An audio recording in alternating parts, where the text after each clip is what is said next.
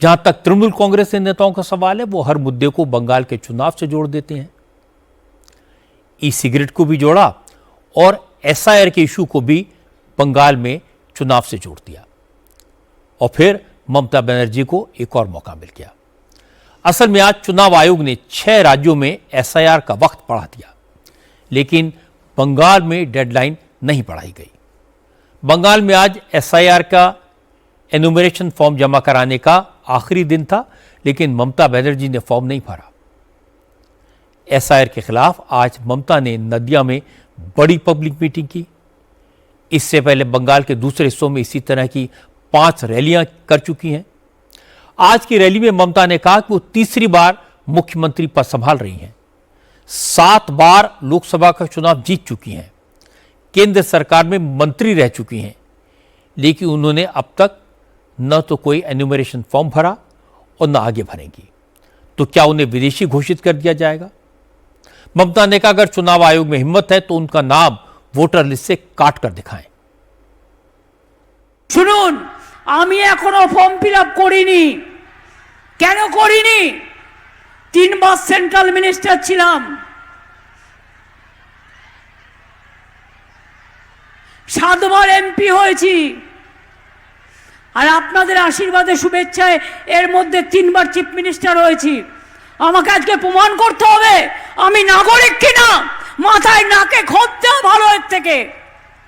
প্রমাণ করতে হবে আমি নাগরিক কিনা ওই দাঙ্গাবাজদের কাছে, যারা দাঙ্গা করে মানুষের রক্ত নেয়, যারা মানুষের রক্ত নিয়ে নরমের যজ্ঞ খেলে, তাদের কাছে আমাকে প্রমাণ করতে হবে আমি এই দেশের নাগরিক কিনা।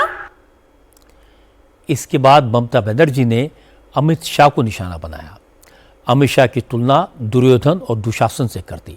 ममता ने कहा कि एसआईआर के बहाने बीजेपी वोट लूटना चाहती है। अमित शाह एसआईआर के मास्टरमाइंड है।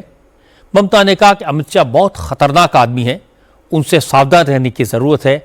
अमित शाह किसी भी तरह बंगाल पर कब्जा करना चाहते हैं। আর এখানে তোমাদের আদেশও চলবে না।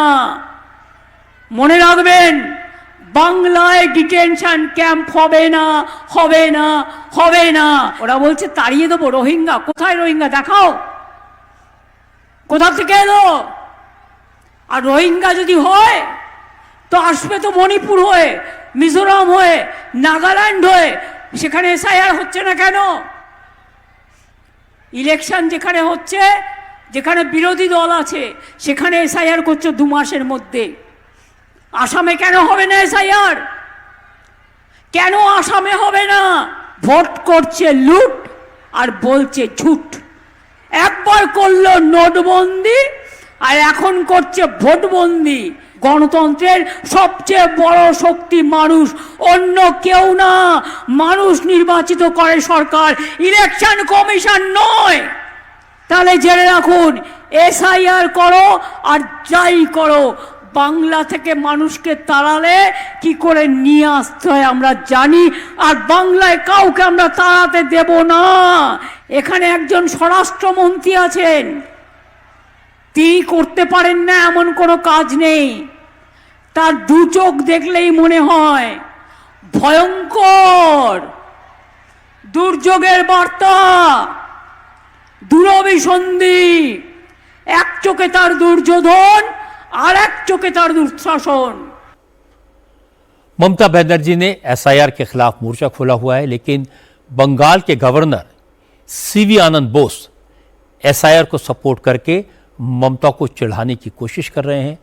आज सीवी आनंद बोस ने कहा उन्होंने एनुमरेशन फॉर्म भर दिया है क्योंकि अब वो बंगाल के वोटर बनना चाहते हैं। I want to be mentally, emotionally, I am merged with the life of West Bengal. My name itself is that of Dadaji Bose. My father gave it to us. I had been here long time back. There is an emotional connect which makes me fixed to the land of Bengal. The language, the people, the culture, the tradition, the heritage, everything attracts me. I would like to be an adopted son of Bengal. ये बात तो ममता बनर्जी अच्छी तरह जानती हैं कि अगर voter list को दुरुस्त करना है तो एसआईआर ज़रूरी है।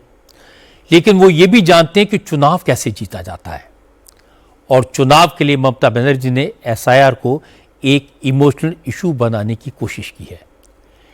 एसआईआर को वो बंगाल की अस्मिता से जोड़ने के चक्कर में है। ममता को मालूम है एक बार फिर उनका मुकाबला अमित शाह की चुनावी रणनीति से होगा, इसलिए उन्होंने अभी से अमित शाह को सबसे खतरनाक आदमी डिक्लेयर कर दिया है। लेकिन अमित शाह भी फाइटर हैं और वो ममता बनर्जी के नाक में दम करने की पूरी क्षमता रखते हैं।